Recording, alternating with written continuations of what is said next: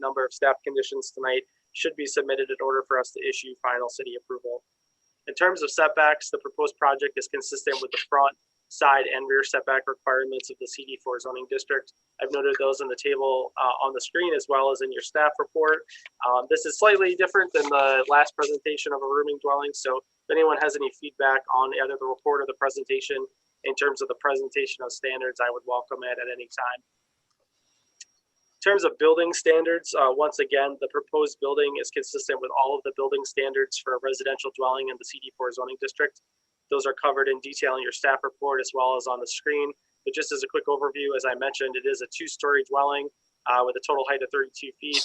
The main entrances per code are located in the Douglas Street principal street frontage. The applicant is proposing glazing which exceeds the minimum requirement of the district along that front facade. And the project otherwise in terms of roof pitch, finished floor level, and other standards of the CD4 district, it is meets or exceeds the minimum requirements of the district. In terms of encroachments, there is a 6-foot open porch proposed, which encroaches in the front setback, which is permitted under the ordinance. All the other encroachments that we might experience, including the mechanical equipment and bicycle parking, as I mentioned, are located at the rear, and that is an area where they are permitted to encroach. I already covered the parking, those 8 hard surface parking spaces at the rear, which are consistent dimensionally with the standards of the zoning ordinance. And the applicant is proposing 8 bicycle parking spaces, which are consistent with the ordinance. And they provided a specification for that parking. So there's no comment, no condition of approval associated with that tonight. In terms of other requirements, the trash containers, as I mentioned, are located in the 3rd lot layer at the rear in the parking area, which is consistent with code. There are no private landscaping requirements here. The landscaping requirements that do exist are for the streetscaping and for the screening, and both of those have been met. The applicant is proposing voluntarily some non-code required landscaping, which includes 2 trees and some shrubs in that front yard in front of the dwelling. And just to note that all site lighting, as with any project, has to conform with section 96.13 of the Mount Pleasant City Code under nuisances, the city's lighting standards. I mentioned the screens when we reviewed the site plan. There is a requirement to provide evergreen screening of the parking area from the street and from adjacent properties. The proposed screening here is consistent with that standard. All that we need to finalize this site plan would be the details on the species and the size at time of planting for those screens, as well as for the streetscape improvements, which are those 2 street trees that would be planted in the Douglas Street right of way. So with that, staff's recommendation tonight is to approve the special use permit and site plan review, subject to providing the specifications for that landscaping plan and providing and complying with the requirements of public works and public safety. I know that we have Rick McGurk here from United Apartments to answer your questions. I spoke with Tim Beebe from Central Michigan Survey and Development earlier this evening, and he was making his way to Bay City in this weather. I wasn't sure he'd be on the call in time to join us, but between Rick and I, hopefully we can address any questions from the Planning Commission. Madam Chair.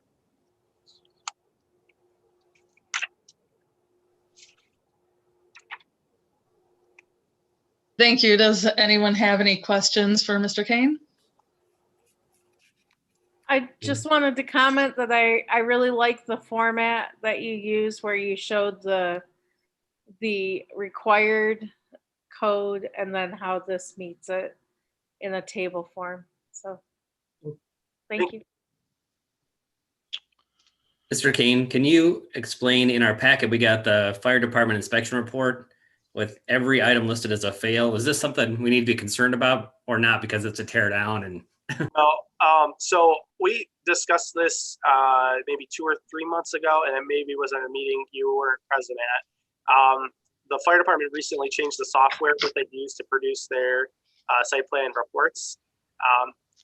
The first time I saw one, I was alarmed because everything was a fail, which when it's in red and it says fail, that's generally not a good thing. Essentially, most of the fire department requirements are addressed at the time of final inspection. And so all of those items are going to be in a fail category until they've done that inspection and then they move to pass. So long story short, the fire department has assured me that if there are major concerns with the plan that the planning commission needs to know, they'll find a different way to highlight those. But generally speaking, you can just consider that just an indication that failure means that they're going to have to meet that condition. Okay, thank you. Any other questions for Mr. Kane? Yes, I have a question regarding the landscaping and fencing, and then the pending plan for species, as to whether we, I know that it meets, we're meeting the specification here, but I wonder if we might be able to encourage, or I should say discourage planting of invasive species, which even though they're small numbers, we still know that there are native species that are generally, better for even our urban environments. But I apologize, I'm not exactly sure what that mechanism is for suggesting that or encouraging that, other than what I'm saying right now. Well, that's a good question, and I'll jump in first, and then Rick, if you have anything you want to add, by all means, feel free to jump in. I would just remind everyone on the planning commission, because we don't talk about this often, because fortunately, most folks are going to hire a landscape contractor, and most landscape contractors don't want to plant invasive species. But we do have a prohibited plant list at the city that any landscape plan is reviewed against, which is going to include not just invasive species, but also species that are prone to structural failure. So, tree species that might be likely to topple in a windstorm, or maybe grow too fast and don't get the good structure they need to survive. And also things that are just not suited to Michigan. It's a pretty long list, and it is on the city's website. So that's something you could check out. We do also encourage people informally to try to use species that are well adapted to the climate as well as to the purpose where they're being used. So we're often dealing with parking lot landscaping or street trees, both of which are living in a pretty harsh environment. By the nature of where they're located, they're going to be exposed to salt, they're going to be exposed to cars and rowdy college students in many cases. I'm sure Rick could expand on that. And so trying to find something that's going to withstand that and thrive with a minimal amount of care. Also recognizing that we want things to be able to survive without an extensive amount of watering and pruning and other things. So we do have some safeguards in mind.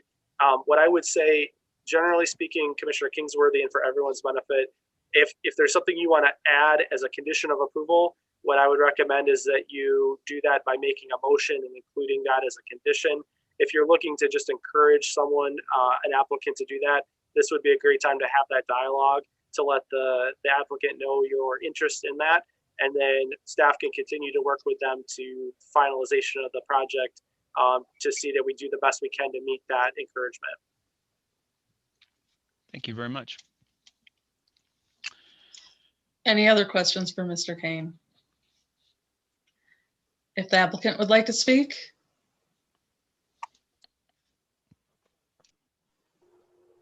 Good evening, everybody. I just want to say thank you for your time tonight and reviewing our plan for 1005 South Douglas. And I think it's a great project. And if there's any additional questions or concerns I can help out with. In regards to the landscaping, we're going to approach it that we use a professional landscaper, and we will follow those guidelines by the city of Mount Pleasant for all of the plant material. Thank you. Any questions for the applicant? Hearing none, thank you. And I will open up public comment if there's anyone from the public to comment.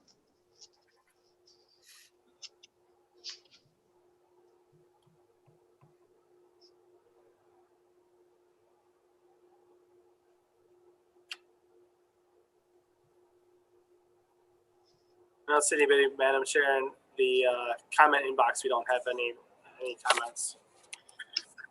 Thank you, Mr. Kane. I will close public comment and open up discussion.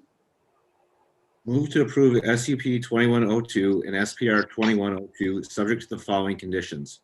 1, the applicant will provide a final landscaping plan with the species and size at time of planting for all trees and shrubs.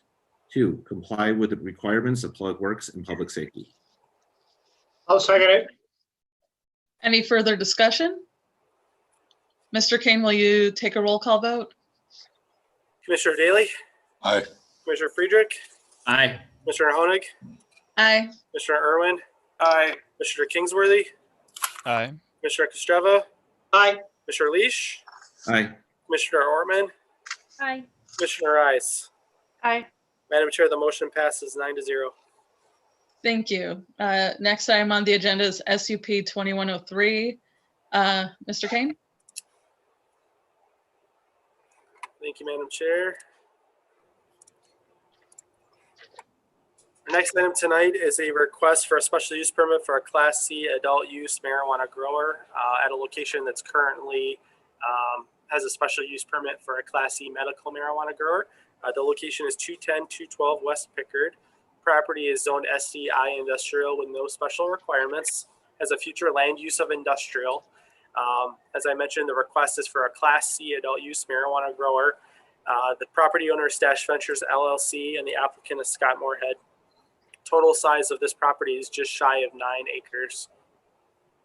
The subject property is located on the north side of Pickard Street. This is just to the east of the Chippewa River and north of the city's post office. There is a mix of zoning and future land use in this area. Properties to the east, west, and north are primarily zoned industrial. There is a small portion of this property that abuts the Charter Township of Union and the city's boundary. Immediately to the north and east is the city's wastewater plant. To the south, the property is across the road from a portion of Pickens Field, as well as a property that's in the industrial zoning district. And then, as I mentioned, the United States Postal Service, which you all know is located at the corner of Main and Pickard, is also to the south. Photo on your screen is current conditions of the cultivation building, and this is looking towards the north. You're all likely familiar. There's a smaller commercial style building located closer to Pickard Street. This is the largest building on site, which is proposed to be used for cultivation. This is where the Planning Commission has previously approved Class C medical marijuana grower special use permit, and the applicant's proposing to co-locate a Class C adult use marijuana grower in the same building. This is a perspective of that building from the rear. So this would be looking towards the south and east of that same building. You'll see just since the last time this project was before the Planning Commission, there's been some pretty significant exterior progress on the construction of the project. I have not had a chance to be inside the building, but my understanding from my colleagues at the city and the building and fire departments is that there's been some pretty significant progress inside the building as well. Adult use marijuana growers are subject to a special use permit in the STI zoning district, and there are multiple special use permit criteria that apply to growers in that district. I would just note in this case, the applicant is proposing to have a Class C adult use marijuana license and to stack that license. City ordinance allows for up to 3 Class C licenses to be used in a facility together. Under the adult use law, a Class C license allows you to have up to 2,000 plants. So stacking 3 licenses would allow for up to 6,000 adult use marijuana plants in this facility. Currently, there's the approval for the medical marijuana Class C license. Each of those licenses allows up to 1,500 plants for a total of 4,500 medical marijuana plants. So we'd be looking at just over 10,000 plants in total within the footprint of this building. Staff has included a copy of the site plan that was approved by the Planning Commission in 2020 for your review. The applicant's not proposing any changes to the site beyond what was already approved by the Planning Commission last year. Hours of operation remain the same under the proposed conditions, and none of the other buildings on site at this time are proposed for a marijuana use. The cultivation use is proposed for the interior of this building. Staff also included a copy of the applicant's proposed floor plan. There are some minor modifications to that floor plan to accommodate the addition of the adult use grower within the facility. I know we have at least 2 people on the call tonight from Stash Ventures that are here to answer any specific questions you might have about the operation. And in the meantime, if there's any questions about the special use permit review, I'd be happy to answer those. Staff's recommendation is to approve the special use permit, subject to 2 conditions. 1, that the applicant comply with the special use permit criteria for all adult use marijuana establishments, as well as those that are specifically applied to growers. And 2, that the applicant continue to comply with the conditions that were imposed in the approval of the previous special use permit and site plan review, 2005 and 2006 respectively. Madam Chair, I'll turn things back over to you.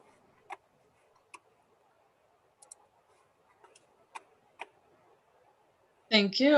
Anyone have any questions for Mr. Kane? I have a question. I know that there were a limited number of licenses for the medical marijuana and for the recreational marijuana. Does our approval in any way impact the ability of others to get or obtain those licenses? Anybody who comes before the Planning Commission for a marijuana special use permit is going to, just 1 second, is going to get a conditional authorization from the city first for their license before they come to the Planning Commission for a special use permit. And that conditional authorization is what really determines the license availability. Obtaining the special use permit becomes a contingency of keeping that conditional authorization. So failure to obtain a special use permit would result in the conditional authorization expiring, and then if that license opportunity becoming available to another party. At this time, as of today, we do have all 3 of our medical marijuana Class C grower licenses allocated under conditional authorizations. Actually, one of those has a final authorization, and then we have 2 that are conditionally authorized. Under the adult use program, we have 1 that has an existing conditional authorization that's already been before the Planning Commission, and then tonight's request, which also has a conditional authorization. So we do have 1 Class C license opportunity that's still available to the next person who comes forward with an interest in it. So this person is then, hence this one building is taking up 2 licenses. This building would have 6 licenses total. There's an opportunity to have up to 3 Class C facilities in medical marijuana and up to 3 in adult use marijuana. So yeah, there would be 1 opportunity remaining for a Class C facility under our current license caps.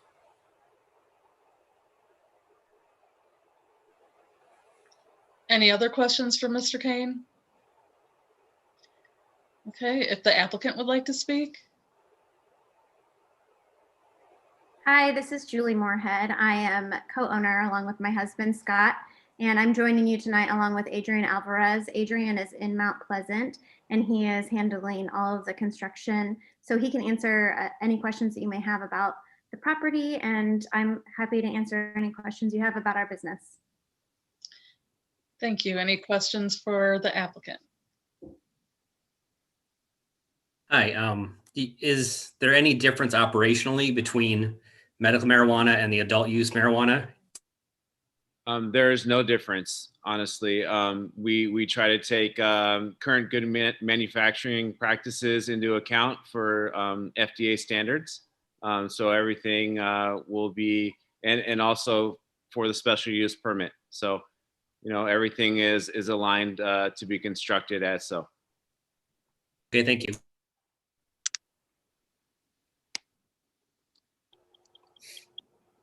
Any other questions for the applicant?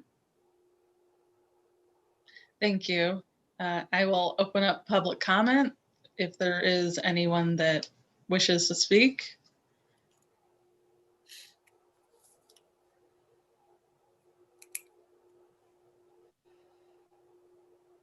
Madam Chair, we don't have anything in our comment inbox this evening.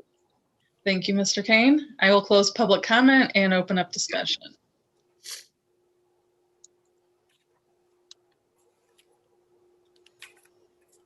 Move to approve SUP 2103, subject to the following conditions.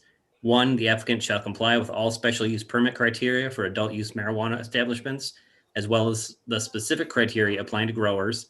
2, the applicant shall comply with the conditions imposed in the approval of special use permit 2005 and the site plan review 2006.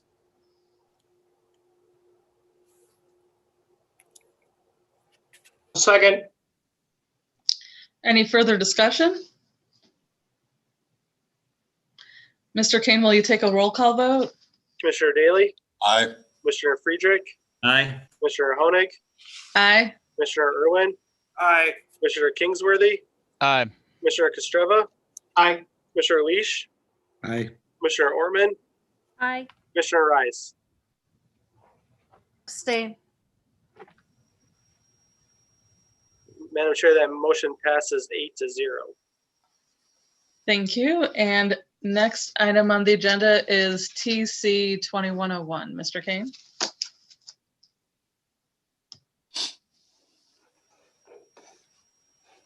Thank you, Madam Chair.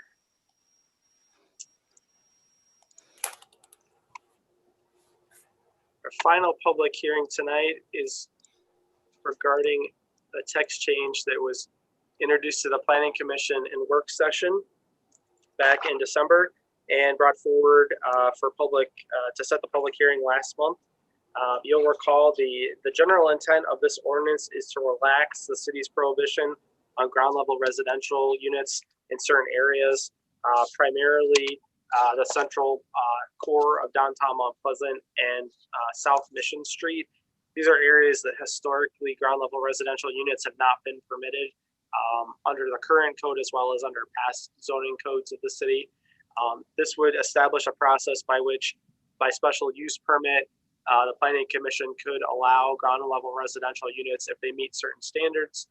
Those specific standards for this use are primarily one, that the first 50 feet of depth of the ground level would be reserved for a non-residential use along the frontage. So basically maintaining a storefront or office front street type along our main commercial corridors and placing those residential units to the side or rear of that. And 2, that those non-residential spaces that are kept along the frontage continue to have interior access to the rear of the building so that they can obtain their deliveries, waste management, and other access without necessarily utilizing the public frontage.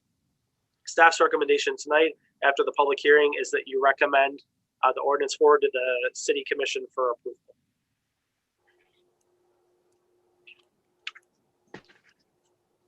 I recommend the City Commission adopt text change 210. Don't want me to vote yet? I'll just, we'll need to have the public hearing first. Before we have the public hearing, does anyone have any questions for Mr. Kane? Okay, I will open up the public hearing, and if anyone from the public would like to speak.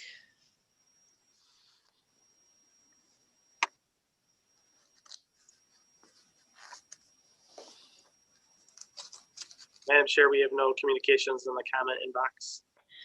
Thank you, Mr. Kane. I will close the public hearing, and if anyone, well, I guess Commissioner Daly, you were in the midst of making a motion if you want to. Oh, I was out of order. Sorry. I do recommend that the City Commission adopt text change 2101. Second. Any discussion? Mr. King, will you take a roll call vote? Commissioner Daly, Aye. Commissioner Friedrich, Aye. Commissioner Honig, Aye. Commissioner Irwin, Aye. Commissioner Kingsworthy, Aye. Commissioner Kostreva, Aye. Commissioner Leash, Aye. Commissioner Ortman, Aye. Commissioner Rice. Aye. Madam Chair, the motion passes 9-0. Thank you. And next item on the agenda is public comment. If there's anyone from the public that wants to speak, now is your last opportunity to do so.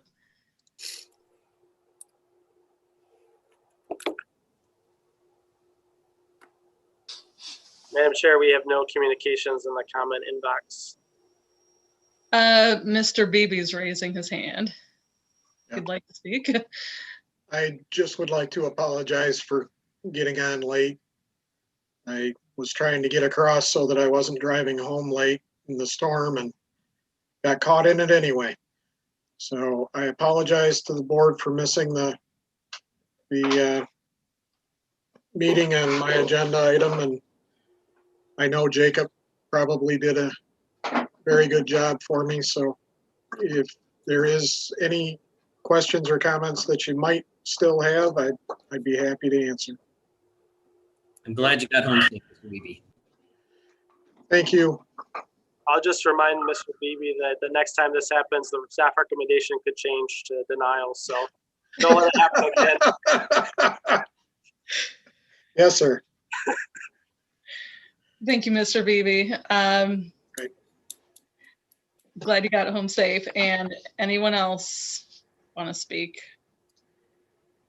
Hearing no one, I'll close public comment and move to the next item on the agenda, which is under new business. Recommended Planning Commission representative in the Zoning Board of Appeals. Madam Chair, every year the Planning Commission in February makes a recommendation to the City Commission on an appointment for our crossover member to the Zoning Board of Appeals. For the last 7 years, Commissioner Friedrich has served in that capacity. And so as with our earlier elections, looking for a nomination, ultimately this nomination is a recommendation that'll have to be confirmed by the City Commission at a future meeting. Thank you. Nominate Commissioner Friedrich if he'll accept another appointment. I will. Okay, any other nominations? I will close nominations, and Mr. Kane, will you take a roll call vote? Commissioner Daly, Aye. Commissioner Friedrich, Aye. Commissioner Honig, Aye. Commissioner Irwin, aye. Commissioner Kingsworthy, Aye. Commissioner Kostreva, Aye. Commissioner Leash, Aye. Commissioner Ortman, Aye. Commissioner Rice. Aye. All right. Thank you, Corey. And next item on the agenda is joint meeting with the City Commission. Madam Chair, every year, the Planning Commission traditionally meets in joint session with the City Commission to talk about the Planning Commission's annual report and any other pertinent topics of interest, including the work plan for the year. We unfortunately ended up canceling our 2020 joint meeting due to COVID-19. We held off in hopes that we would be back in person by June or July of 2020.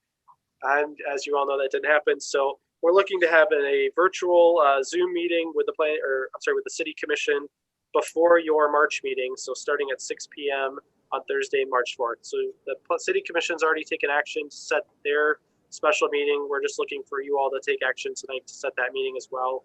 The only clarification I would add is if a critical mass of you cannot be at the meeting at 6 o'clock, we should not set it. We should reschedule. But presuming most of you are able to make it, I would ask that you go ahead and set that tonight. Thank you, Mr. Kane. I'll open up discussion.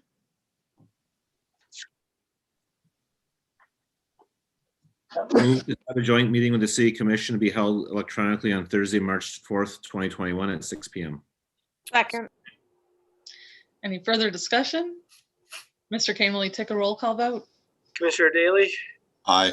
Commissioner Friedrich, Aye. Commissioner Honig, Aye. Commissioner Irwin, aye. Commissioner Kingsworthy, Aye. Commissioner Kostreva, Aye. Commissioner Leash, Aye. Commissioner Ortman, Aye. Commissioner Rice. Aye. Madam Chair, the motion passes 9-0. Thank you, Mr. Kane. And next item on the agenda is discuss and consider an extension of SUP 2002 and SPR 2002. Mr. Kane? Thank you, Madam Chair. It's been a while since the Planning Commission's had a request for a site plan or special use permit extension. So in your packet, I provided an overview of both the background on this particular case, as well as what the ordinance says with regard to extensions of site plans and special use permits. It is within the Planning Commission's authority to issue up to a 1-year extension of a site plan or special use permit approval. There's really not any criteria that the planning commission is required to consider and with that extension request, other than if there's been any subsequent zoning ordinance changes that would render the approved plan or project in some manner non-conforming. So just as an example, if we'd adopted new landscaping standards and we had a plan before us that was inconsistent with those new standards, it would probably be appropriate to either condition the extension on a revision of the plan or to ask the applicant to come forward with a plan that was code compliant as a new submittal, new case. In this instance, back at your February 6, 2020 meeting, the Planning Commission approved a special use permit and site plan, which allowed an increase in occupancy at an existing rooming dwelling from 3 to 5 at 1011 South Washington Street. And there were a number of conditions imposed by the Planning Commission at that time. Because those conditions haven't been met, and that approval expires tomorrow without action by the Planning Commission tonight. So the applicant, in discussion with staff, is bringing this forward with a request of approval. I would like to say that since we began discussion of this extension, the applicant and her representative have been extremely prompt and diligent about meeting the conditions of approval. There are landscaping improvements and other site improvements that were part of that package of approval. And as you know, it is not both not a great night, but not the right season to be planting new shrubs or trees. And so it really isn't possible for the totality of these conditions to be met in February. And so staff, there's a persuasive case to be made for this extension. The applicants asked for an extension through the end of May so that planting activity can take place. The Planning Commission is within your discretion to provide an extension of up to 1 year. You can also not grant the extension. The applicant would have the option of coming back forward with a new application for consideration if you did not grant the extension tonight. But it is within the Planning Commission's ability to do that. We have both Ms. Pelletier, the property owner, as well as Connie Haug here to represent the application and the extension request and to answer any questions from the Planning Commission in doing so. So I'll turn things back over to you, Madam Chair, for questions from the Planning Commission. Thank you, Mr. Kane. Any questions for Mr. Kane? So Jacob, we haven't made any changes in the rules in the year. Nothing that would adversely impact the approval as approved, Commissioner Daly. And as a result of not doing this work, the occupancy apparently stays at 3. Well, actually, what would happen in this case is that with the special use permit expiring, there would be no special use permit essentially in effect on this property. And so we'd be looking at probably rewinding the wheel back to a single family occupancy if this extension is not granted. It was, and just as an aside, I mean, I don't see the point of, I would just go ahead and grant the year. You're sort of implying that, you know, hoping that conditions can do what you think they're going to do and they might not do. And I just don't see the point of not going the whole year. That's just personal. it was a pandemic. It was a lot of activity or less activity this year than the normal year. And I will say, as I mentioned in my introduction, the last time the Planning Commission considered a site plan and special use extension was 2015. This doesn't happen very often, and so I know sometimes even when we were first discussing this, I had to refresh my memory about all the mechanics of it and look back to 2015. And in that case, a 1-year extension was issued. It's really no different than the initial approval, giving them 12 months. And certainly, if there's failure to act within the next 12 months, this will either expire or we'll be back before you in 12 months' time for another extension request, at which point you can all appraise it with fresh eyes if those conditions haven't been met. But I mean, from staff's perspective, to your point, Commissioner Daly, I don't see any reason to not just grant the year extension, and we'll hope that we can get this wrapped up as soon as possible. Any other? Has Bill made a motion? I don't think. Or is there a motion to be made? Well, should we allow the applicant to speak first, Mr. Kane?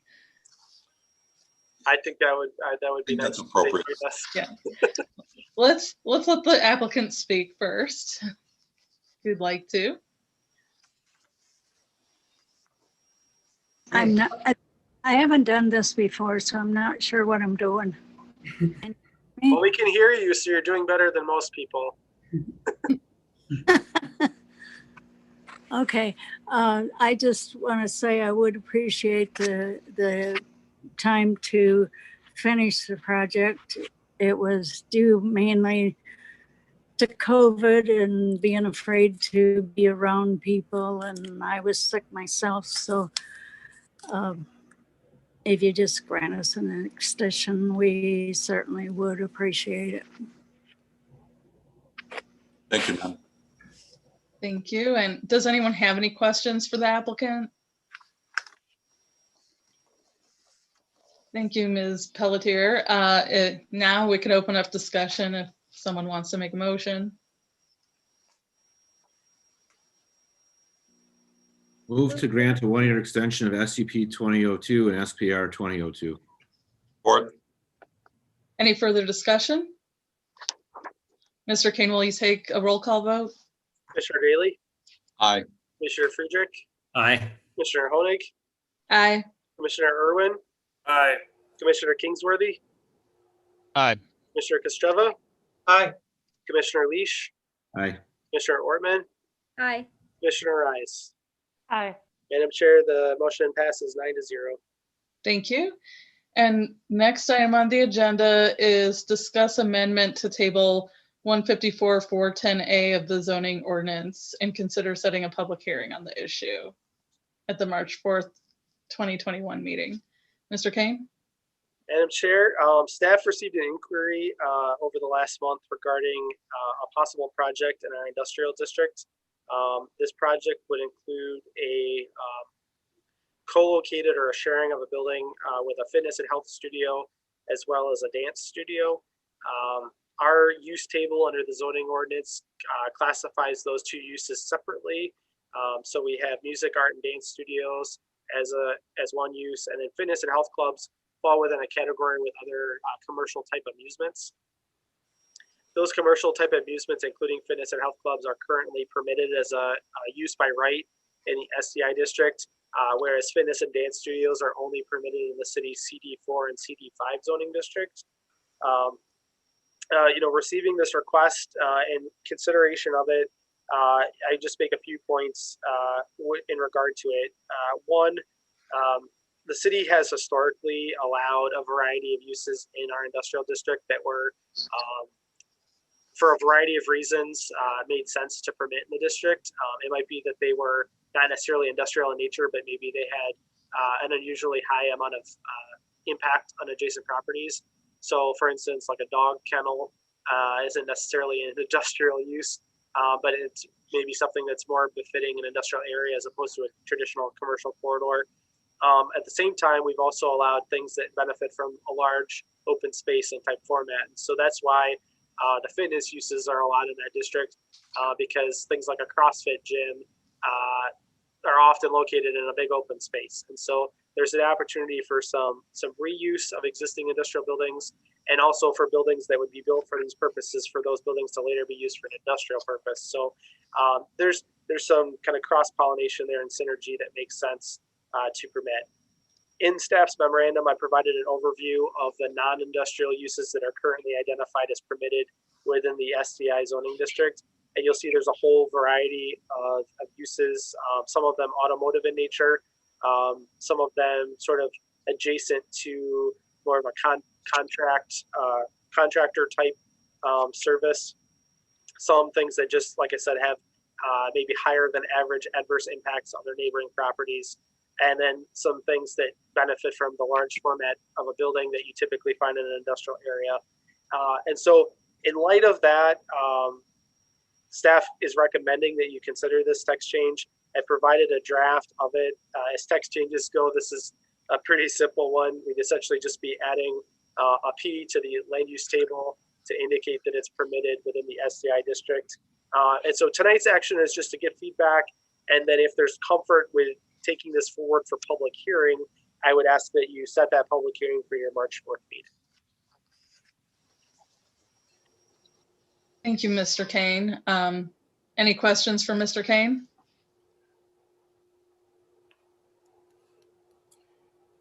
Any discussion? Sounds like a It good idea. makes a lot of sense. Go ahead, Bill. It just sounds like a good idea. I'm there. Yeah. I think we should, is there a motion here? Do we, okay. We're looking for a motion to set the Set a public. public hearing. Motion to set a public hearing on text James 21-02 at our March 4th, 2021 regular meeting. Second. Any further discussion? Mr. Kane, will you take a roll call vote? Commissioner Daly, Aye. Chair Friedrich, Aye. Commissioner Irwin, I'm sorry, Commissioner Honig, Aye. Commissioner Irwin, Aye. Commissioner Kingsworthy, Aye. Commissioner Kostreva, Aye. Commissioner Leash, Aye. Commissioner Ortman, Aye. Commissioner Rice. Aye. Madam Chair, motion passes 9-0. Sorry, Commissioner Irwin. I've been on the verge of messing up that roll call all night, and it finally happened. So apologize for talking over you. Thank you, Mr. Kane. And next item on the agenda is staff report. Mr. Kane? Thank you, Madam Chair. Staff did want to report on 2 administrative approvals that were issued since our meeting last month. Staff issued a site plan approval for 501 East Pickard. This is a building that was purchased by AppCom, which is a electrical contractor. It's located on the northeast corner of Pickard and Fancher. And this would be to allow for a building addition to that existing building so that they can relocate their business, which is currently located just west of the railroad tracks on Pickard Street, next to Colonial Oil as part of that site. So if you've been by there recently, you'll see there's been some initial demolition work and some building rehab, some painting and things that have taken place. That should be a really good project. Second one is at 1523 South Mission Street. This is the property that currently houses the McLaren Ready Care facility. Property owner came forward. There is some existing vacant space within that building on the east end of the building.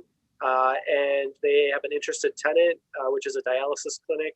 They would need that space plus some more space. So they're going to be adding some additional square footage to that building on the rear, as well as adding a generator and a few parking spaces at the rear. And that was approved just at the end of last month. So two good projects that we should start seeing some activity on very soon. For your meeting next month, we have one application already on file, which is a rezoning request. This is from United Apartments for a property located just north of the former malt shop at University and Bellows Street. So there's 2 parcels there that there's a proposal for a rezoning to facilitate a redevelopment project. And we also have 2 marijuana grower applications pending. And so I'm anticipating those special use permit applications will be coming forward to the Planning Commission, if not in March, then probably in April or May. So our deadline for the March meeting is Monday, and we'll keep you posted on what comes forward. I do know I intend next month to join you all in work session to talk about the Planning Commission bylaws and rules of procedure. For those of you who were on the Planning Commission last year, you'll remember around this time last year, we established a subcommittee, which is composed of Commissioner Honig and Commissioner Leash, to look at those bylaws. They haven't been updated in over 10 years. Some inconsistencies with city ordinance and state law because of the passage of time. And so we'll have some recommended amendments to those bylaws and rules of procedure that we'll bring forward to work session so that we can bring them forward to a later meeting for adoption. So that's all I have. We do have 2 items on our work session docket for tonight. So at this point, unless there's questions for me, I would turn things over to you, Madam Chair, so that we can adjourn to work session. Thank you, Mr. Kane. Any questions for Mr. Kane? If someone would like to make a motion to adjourn? Move that we adjourn. Second. Meeting adjourned. Do we need a break between now and the work session, or? No, Do please we need a don't. roll? Okay, well, let's start the work session then. I'm gonna take 10 seconds. I need to blow my nose. I apologize. I'm not my best tonight. Go for it. Did we need a roll call vote to adjourn? I actually don't think so. Okay. I don't think so either. Is there a way that instead of doing a roll call vote for everything, we could do like all the those in favor say aye, all those opposed say nay? I'm pretty sure when the state law was passed to allow this, that's why we have to do a roll call vote. We won't have to do this when we're back in person. It's just an aspect of the electronic meeting format. So no one's more anxious than me to not have to go through roll calls all the time. So, and I do think you're correct on the not needing it for adjournment, especially tonight since we're moving into work session. But with that, the first item on your docket for work session tonight is the administrative review threshold. I won't belabor the entire memorandum, but I'll just note in the middle of 2015, the Planning Commission reinstituted an administrative review process. It is an authority that existed under the zoning ordinance and adoption then, as well as the current zoning ordinance, which does allow the Planning Commission to delegate authority for site plan review to the Secretary of the Planning Commission, to the city planner. And it's totally discretionary at the Planning Commission's discretion. Initially, that included only non-residential projects up to a certain threshold. In 2016, the Planning Commission at the time expanded that authority to all projects that were under 5,000 square feet of building area change or 25 parking spaces of change. So, just to go back through some of the history of administrative review, there have been cases where we've had projects come in that it's an entire new building that's under those thresholds. So for instance, the crematorium project that was approved a few months back in the Industrial Park South, that was a brand new building, new parking on a vacant lot. That all fell within our threshold. We've also had additions to large projects. So the Hobby Lobby project, existing building, a large building, large parking area, but the magnitude of impact was within the threshold. That also qualified for administrative review. Periodically, staff gets feedback from folks who are disappointed that their projects don't fall within administrative review, or hears from applicants that they're going to tailor their project in order to fall under the threshold for administrative review, which I think is counterproductive for the city's goals, which are primarily from a development perspective to encourage investment and to encourage expansion in tax base. And additional building square footage accomplishes that. And so I would also just say we've now been doing this administrative review process for almost 6 years in this round. Prior to 2015, under previous staff, there were also administrative review authorities granted in the past. I think it's really worked flawlessly, in part because we have a really amazing review team here at the city. You guys, the Planning Commission doesn't get to see that part of this process, for better or worse, but Stacy Tawari at Public Works, Randy Keeler at the Fire Department, and Brian Kench at the Building Department are like three of the smartest, nicest to work with people I've ever worked with. They're all outstanding at their relevant expertises, and the four of us work really well together. And so, for over 6 years now, we've been reviewing administrative site plans. We've never exceeded 5 business days in reviewing a project, which when we set that goal up front, I thought we might make it a year. I thought we might have a few hiccups. We've never passed that point with any project. So it works really good, and we get really good feedback from our customers when they use the process. It's not because they don't like the Planning Commission, but they do get intimidated. The process is intimidating for some people. I think there's also a perception that even though site plan review by code is not a discretionary process, as you all know, that getting to the planning commission kind of implies discretion. And so there's a fear that even though we tell them, if you meet the code, you meet the code, that they're going to get to the planning commission and get a denial. And then finally, it just helps us to be responsive in terms of time. So we've had projects come forward where someone said, you know, we're trying to move quick. We want to be open by this date. We got a contractor lined up, and rather than a 30 to 60 day delay to get to the planning commission, we can get them usually out the door in 1 to 2 weeks and get them onto their building permit process. So I wanted to bring this forward tonight.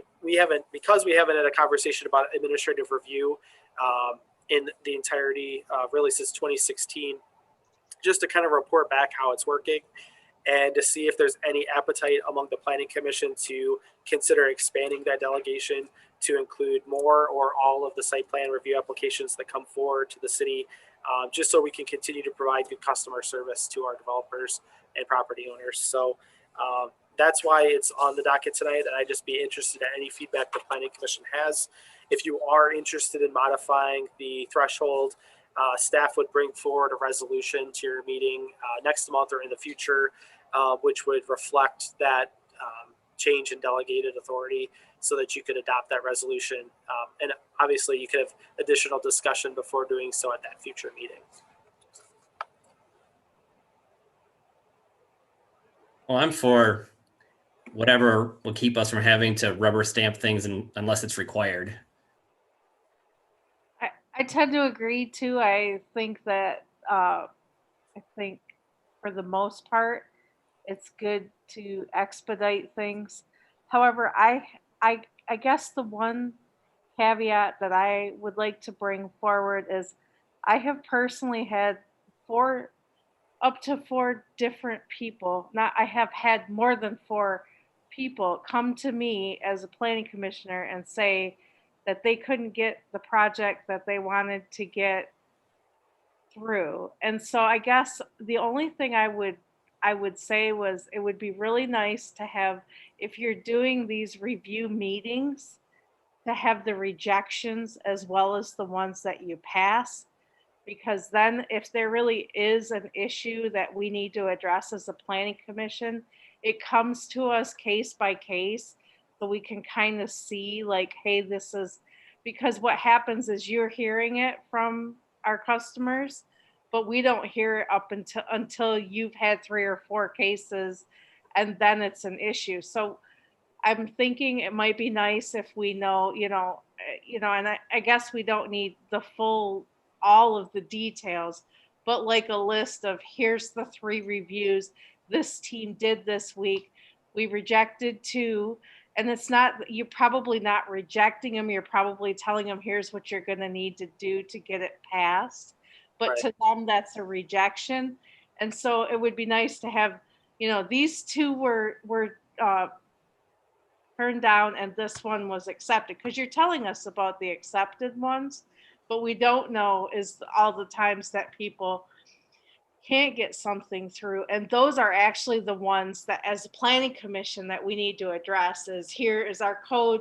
Is it doing what we want to do, or is it preventing business? Is it preventing residents from being able to, put their driveway and make it, I want a driveway that's 3 cars wide.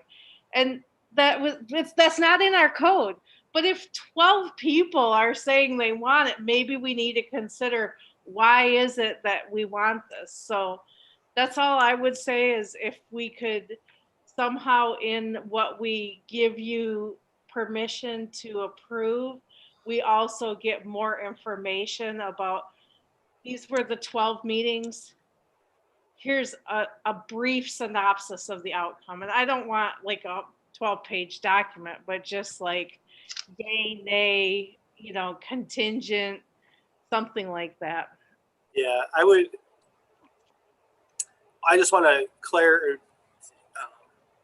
confirm what you said, which is, in the time I've worked at the city, which is now where I'm in my 7th year, the planning commission has and staff have denied a total of 0 applications. So there aren't any secret denials happening. I would be required to report a denial to you because it's an application for administrative review. So denials aren't happening. it's a little challenging for me to share, I think, what you're looking for. I'd be curious to know more details about who's spoken to you about being told they couldn't do a project, because that's actually very rare. We have a lot of communication with the public every day, and sometimes it's just a call. We don't even know who's calling, and they might just ask us, does this district allow X? It could just be that they want to know. They could be a lender or an appraiser, or they could be an interested business owner. We don't always know. And sometimes we do tell people no. If, I want to put a marijuana grower in a building on Mission Street, we would tell them no, because that's not a use that's allowed in that district. And I think more to your point, we have a lot of meetings where the point of our pre-application process, which our development team holds meetings for, is to give people information so that their applications are as close to code compliance as possible, so that we can get them through our process faster and get them to construction faster. And sometimes we have a lot of feedback and people are fine with that. And sometimes we just tell people one thing and we might not even know that they're unhappy about it. They just go about their way. They might tell you, they don't tell us. So it's not always possible. Lots of good projects don't happen, even when we've told people they can do them. And so it's always a bit of a mixed bag. I mean, we see a lot of ideas and we tell a lot of people yes, and a lot of those things still don't happen because there's just a lot of factors at play. There's also a lot of folks who come forward at the pre-application level want some level of confidentiality. And so it's difficult. They're kind of coming forward and saying, I'm not comfortable even letting you know what this project is. I just want to talk it. I don't want to tell you which property. I'm going to describe it in general terms, to which I usually say, well, understand that my feedback then is going to be general. I can't guarantee it applies to the property in question because I'm not able to look it up. And every property has its own foibles. But I can commit to, I think what might make sense, Commissioner Rise, if you think this would get to your point, is maybe at a routine work session once or twice a year, I can report out on the substance of those meetings and if there's been any recurrent issues that have come up. And I would ask that you all do the same. If you're hearing things from the public, I specifically don't know what issues you're talking about. And if you know about them and I don't, I can't do anything about them. So if that person wants them resolved, they either need to let me know it's a problem or I need you to let me know. Otherwise, I won't know. And with the administrative review process, no one's required to go through the process, right? If they really wanted to go in front of the planning commission instead, they could. Yeah, absolutely. We offer it as a benefit, really. To it's a lower fee, it's a faster review and approval process. I don't think I've ever had anybody refuse it. I've also, in practice, staff has reserved the right to bring things forward to the planning commission, even if they otherwise would qualify for administrative review. And we have done that. I think maybe 2 to 3 times over the last 6 years. So that's something we do on the regular. But there have been cases where maybe a project, I feel like a project needs the airing out in public so that people know it's coming. Or maybe an applicant has a track record of not following through on their site plan approvals. And so I think that it has maybe an approval from the planning commission comes with a little bit more authority sometimes than from staff. It gives you guys a chance to ask the hard questions of the applicant that maybe staff has asked, but maybe the applicant needs to hear again. So I would continue to have that available. And as you said, if someone wants to come to the planning commission, staff's intent is not to stop them from doing that. To that point too, Jacob, it also gives the public a chance to speak at that, even if it's going to be, they meet everything and it's going to be rubber stamped anyway. At least we get some feedback from the public. If it's something that generally that area of the city or whatever doesn't like, at least we get that feedback. Sure. And it would, by necessity, have to come before the item was on the agenda, since those aren't public hearing cases. Like rentals, they want us to stop rentals. That's not even in our purview. And there's the code doesn't permit you to delegate this discretion for special uses. So that's an area where, to your point, Commissioner Friedrich, if if there's sensitivity around a particular use or in a particular area, that's something that can be tackled through a text or map amendment to address, so that kind of to better tailor what is going into the administrative review process. But overall, like I said, we're now at, I forget the total, 39 cases that we've reviewed administratively over the past 6 years. I've been pleasantly surprised that in that time, I don't recall ever being approached by a planning commissioner to say, what happened there? How did that get approved? What happened? You know, I need more information. I'm concerned. Perhaps you've had concerns and you haven't shared them. But I thought that maybe that indicated the process was working well. So I just wanted to bring it forward for consideration. Certainly, if there's a different threshold, or if keeping things status quo, or if revoking that authority is, those are all within the Planning Commission's options. I just wanted to bring it forward for conversation. So I'd be interested to know, if there's not further questions or comments, if what the kind of temperature is on this issue, so that I can prepare an appropriate resolution, if that is in fact what I should do for your March meeting, to bring this forward again in the regular meeting. Well, I don't care if you want to move the needle some.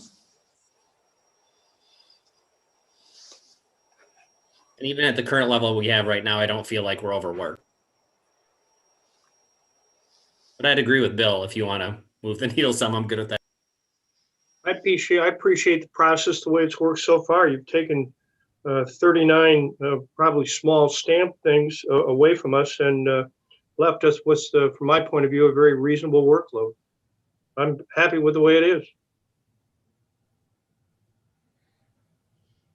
I think it's pretty rare at this point that we see a site plan review that isn't connected to a special use permit application. So I'm not sure if moving the needle will make a huge difference. That's a good comment. I'm not sure either. There's a handful of cases that stick out in my mind that would have, it could have qualified for administrative approval. The Mitsuba expansion a few years ago was a project that was over the threshold square footage wise, but in the scope of the overall site, it's funny, you know, like if you put 2,000 square feet onto the side of a gas station, that looks like a major addition. If you put 8,000 square foot onto a 100,000 square foot manufacturing facility, it looks like a shed. I mean, it doesn't look like much. And so that was an instance where that project, it probably would have been helpful for the property owner to have an expedited review. I think they would have appreciated it. I don't think that the outcome would have been different in any meaningful way. And they were just a couple thousand square feet over that threshold. But to your point, I agree, Madam Chair. I don't think that if we'd have had no threshold for the last 6 years, I don't think we would have like 200 cases on this list. We'd probably be talking about 45 to 50 administrative site plan reviews as opposed to 39. So not a major change in your workload, not a major change on the staff workload, but it does just give us more flexibility in getting somebody to a yes faster. So. Jacob, with the, do you suspect that the Meyer remodeling project would have been different had we moved the needle before? That was an interesting one. So that at the time, our code had a sidewalk waiver process. And so initially there was some conversation about bringing it forward for that reason.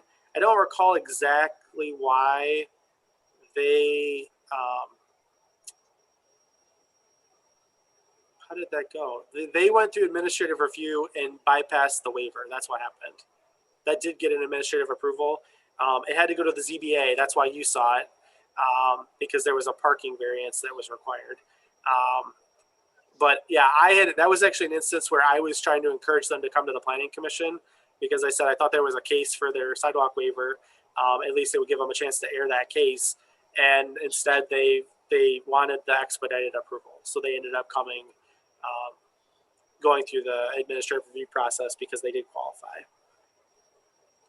They wouldn't even need a parking waiver now, right?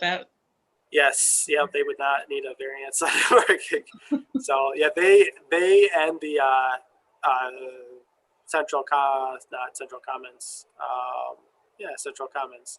The Kmart Hobby Lobby Plaza, they also had to get a parking variance, and then were eligible for administrative review. So they reduced their meeting load by 1. But in both cases, those wouldn't require a variance for that reason. Okay, well, what I will do, since I'm not sure that I have the clearest feedback ever, but I don't want to belabor the point, I'm going to bring a resolution forward that has a couple options in it, and I'll let you guys debate it a bit in March, and then you can decide how to move forward from there. But I'll at least bring something forward for consideration, if that works for everybody. Sure. Perfect. All right. Our next item is housekeeping amendments. So typically every year, the Planning Commission will take a opportunity at the beginning of the year, talking about the work plan, to look at any housekeeping amendments that might be desired over the next year. In my memo, I just provided a quick overview of what you all have done so far, which is you've approved 11 text amendments, or I should say you've recommended forward 11 text amendments to the City Commission and 3 map amendments. All of those were ultimately adopted by the City Commission. That does not include the text amendment that you moved forward tonight, or the one that you set the public hearing on tonight. Looking at the work plan, I went back in 2019, the chair and vice chair were delegated or set up as a subcommittee to identify and prioritize housekeeping amendments. And we got through a number of those, and the 11 text amendments I referenced. We still had some items left on the list. And then on the staff side, I just keep a running list of issues that either I've identified, that I hear about from other staff, or that, tripping hazards that we've encountered with projects that either have come forward or that haven't come forward. And so I keep a list. I wanted to bring that list forward tonight. It's a pretty long list, so I apologize. I could understand if the reaction to this list is like, geez, this is a lot of stuff. But I will say these issues vary in complexity. Some of these things are just like talk out whether or not to move permitted to a special use or vice versa. I think that it's within staff's capacity this year to tackle as many of these as you're interested in. And certainly if you have other things you want to add on the list instead, we could talk about that tonight. But I'm just kind of curious to get a general sense. Are there any of these items you'd like to learn more about?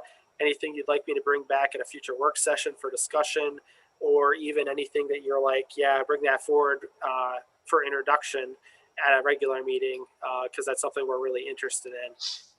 One final note is just on the basis of our conversation on our first public hearing tonight, I made a note to myself about native landscaping.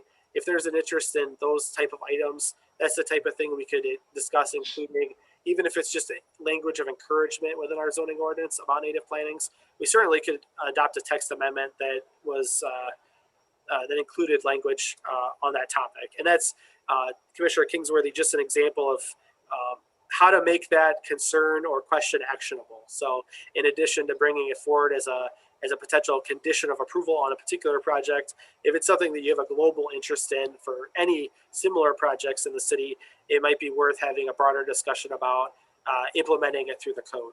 So with that, Madam Chair, I'll turn things over and let you guys do some talking so I can rest my voice before I lose it. Okay, any thoughts, anybody? Well, it would be helpful if this list could be divided between the greens, yellows, and the reds, as in reds being the most complicated or hardest. Personally, missing middle strikes me as something that I would like to look at, as is the case with green infrastructure.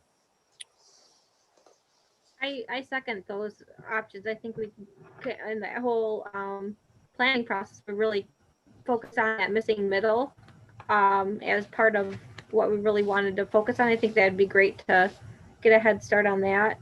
And we've had a couple of special use permits related to the green infrastructure. I think that would be good to look at. Yeah, those are the 2 I was interested in too. Same here. Hey, where are my contrarians? I'm trying. I'm muted. So I do think the home occupation standards fall into that missing middle because I think some of our occupation standards are actually what is holding us back from having missing middle housing. Yeah, I'd like to do taxidermy in my house if that's okay. I'm pretty sure that's on the prohibited list, but I'd have to look. Corey, do you have an animal right there in your house that you might? I'm just never mind. I withdraw the question. The poor cat.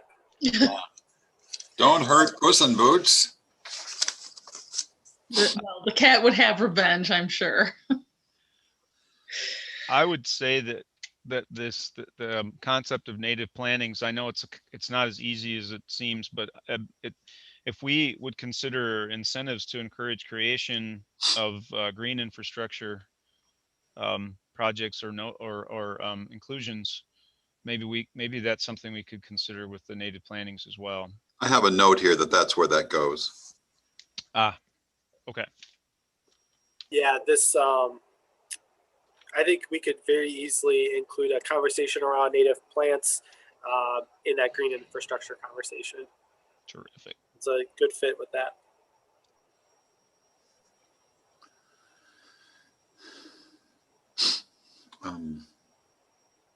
And on here, Jacob, you have the floating overlay district. Can you talk a little bit more about that? Or because right off the top of my head, that's something I'm not interested in, having had the floating overlays or had the overlays before. Yeah, so that's just really coming from, we do periodically get inquiries about uses that are pretty incompatible with a form-based set of standards. And so the idea there, I'm going to back way up and I'm going to try to make this brief. When we started the conversation about having a new zoning ordinance back in 2015, one of the things that we heard pretty routinely was that the mission overlay was getting some good outcomes, but the incentive structure was backwards. So we were making the thing we didn't want was really easy to do. You could come in, you could build a building really far back from the road. It could be a really small building surrounded by a giant parking lot. That was all by right. Like you could just walk in and do that. If you wanted to do mixed use, higher, taller building, less parking, all of that required all these waivers, all this process. It was really uncertain. You had out of town developers who were going, well, I don't know your planning commission. Are they going to, if Commissioner Friedrich is like, no, you have to have 78 parking spots, not 77, and it kills the project, and I've got hundreds of thousands of dollars invested in the due diligence, like people aren't going to do that. So the idea here was this would kind of flip those incentives so that rather than right now, we flip the incentive, but we don't have that kind of pressure release. So this would give the planning commission the ability to say, okay, developer, you want to do something a little different. It doesn't really meet our form-based code, but with you could maybe meet the intents of the form-based code in different ways than the code specifically requires. And you guys can kind of extract those compromises on a case-by-case basis. So it's not the easy path. It's not like you just run right through. There'd be some uncertainty. There'd be negotiation. And it would still keep the form-based code, the vision, the easy thing. But it would give that other option. So there's just a few instances where like the form-based code works really well. I think in like 80 to 90% of instances. And I think a lot of folks I've worked with who are initially hesitant or skeptical about the code, after we walk through their project, they feel a lot better about it. But there's still those 10 to 20% of projects where somebody's just like, nope. Like only thing I do is I'm going to build my car wash and it's going to be 100 feet back from the road, surrounded by parking.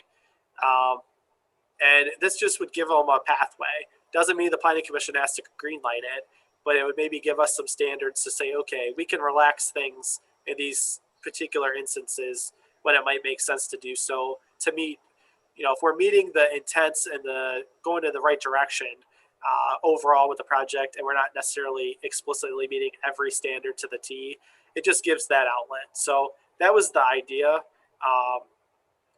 But certainly, like I brought it, all of these are just for your discussion. I think there's some merit in everything, and there's probably some downside with all of these, whether it's added complexity to the review process or, you know, somebody's not going to like it somewhere.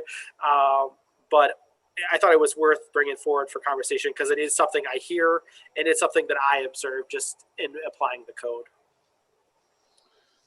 Jacob, how much work would a look at special regulated use list be? That doesn't sound like a huge project. No, and you'll remember we briefly talked about that in work session a couple years ago, and when we had the fortune teller special use permit project come forward, I'm pretty sure I can't recall who, but I think one or two commissioners, Commissioner Rice is owning up to it, kind of indicated some skepticism about why that use was classified in that way. When we did the form-based, when we did the new code, that list did get some minor adjustment, but it wasn't the main focus of the project. And so I just thought that might be worth another gander just to see if there's anything else that could be shifted to the extent that we can move things from special regulated use to special use and from special use to permitted use. If there are things we're comfortable with, it's a good practice to do that. It just makes your lives easier. It makes the property owner or business owner's life easier. And if we're not protecting a vital community interest through that regulation, then it might deserve a fresh look. So I think it'd be simple. That could be probably 10 minutes of a work session. Right. Yeah, taxi dance halls could be making a comeback. So. Those came out. I wanted to keep them in for sentimental reasons, but they got removed with the update.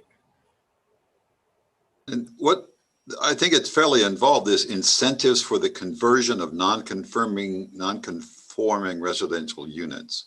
I mean, I'm interested in that, but how big is that? Well, you know, I think that would be medium in complexity, but probably high in controversy. It's a more sensitive topic, but I think in practice, there's only so many tools we have available to utilize. And so it'd really just be a conversation about what tools would the Planning Commission see as being a good fit and in what areas, and then kind of just vetting that out. That topic really comes from two places. One, when we adopted the new code, the non-conforming property section got a lot of attention, even though it really didn't change in any meaningful way. It was like, for some folks, it was the first time they looked at it, and so it felt like new regulation. It's also been, it was in the previous master plan, there was some conversation about the properties located north of High Street. There's several properties along Washington, Main, and University that are non-conforming, and they've been non-conforming residential uses for going on 36 years now. And, you know, for 36 years, you can kind of keep patching things together, but there might be some benefit, especially in the current enrollment environment. There might be some benefit in revisiting that and seeing if we can't get property owners to, you know, converting a 10-person occupancy rooming dwelling to three-person units is probably a win for the city and for the neighbors, because it might be this close to the same number of people, but it's going to be less of a nuisance, I think. And so there may be some opportunities there, and you know, that's just for example, to give people some choice there, to get a better improvement, to get a better property, and to keep some investment happening in those areas.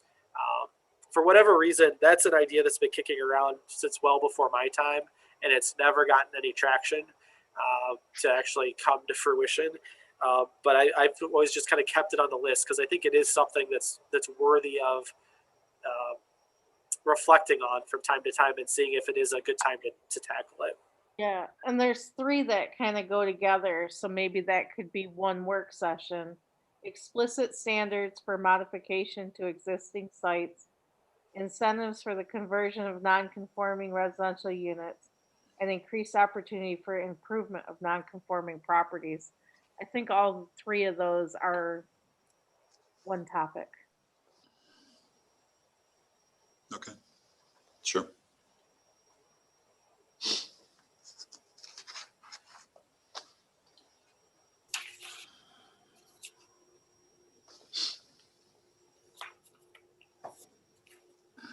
Does that give you enough to work on? I just ask, kind of on the flip side, is there anything on this list that you guys don't want to ever see again? Like, please don't bring this forward. No. Okay. From time to time, I only ask that because occasionally, just by virtue of, I don't have the luxury of always controlling my workflow. So if we get, 5 special use permit applications in 1 month, we're gonna be busy. I know you guys are gonna be busy.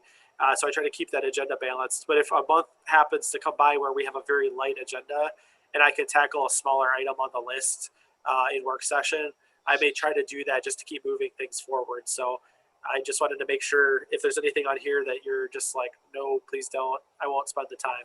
We don't have development parcels anymore, do we? A development parcel plan, it's Article 5 of the code.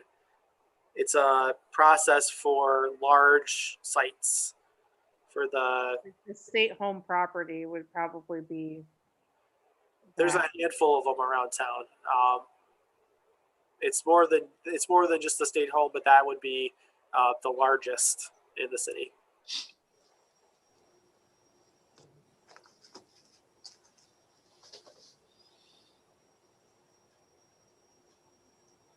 All right.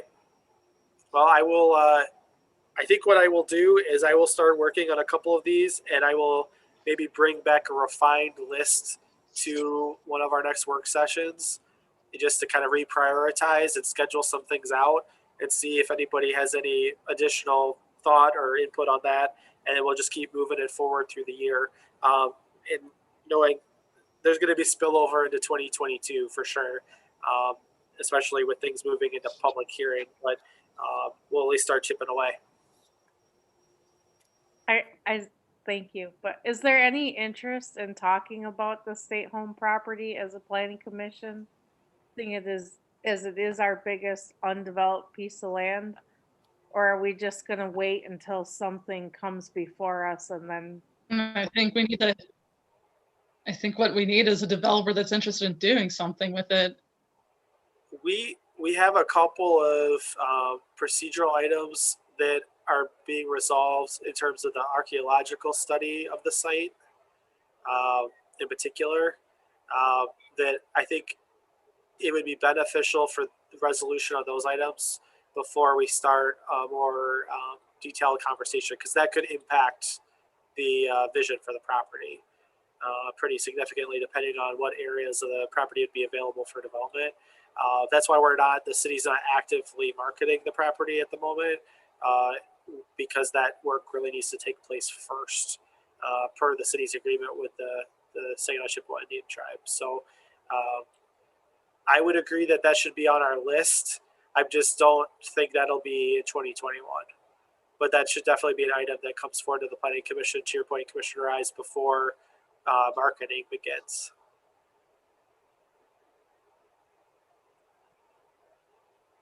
I mean, just the whole idea, if it's commercial, residential, that's what.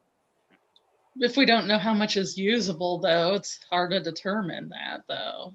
Right, but we still kind of may have a vision of what we don't want it to be, or what. So.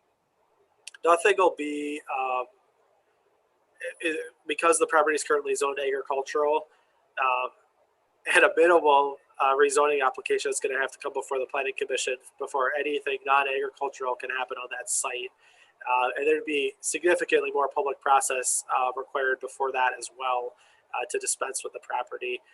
We did, if anyone's interested, back in 2015 or early 16, we did have a visioning workshop about the Mount Pleasant Center, which I know some of you participated in that were on the Planning Commission at that time. And there is a report that kind of gets to some of the items you addressed, Commissioner Rise, in terms of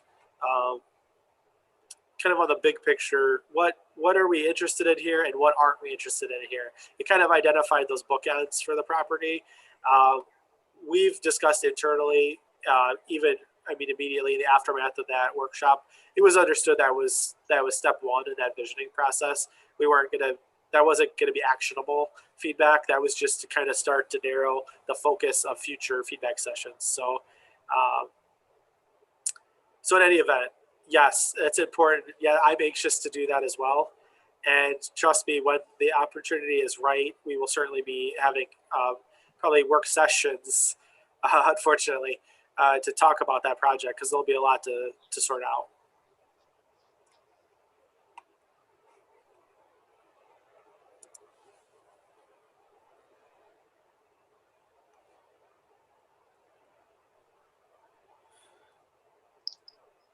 Well, if we're done with discussion, I guess we can adjourn the meeting or. Well, I appreciate everybody's feedback tonight, and I guess everybody but Mike is already home, so be safe at home. If you are traveling tonight, it doesn't look too great out, so be careful. Good night. All right, good night, everybody. Done, okay, very good. Good night, everybody. Good night.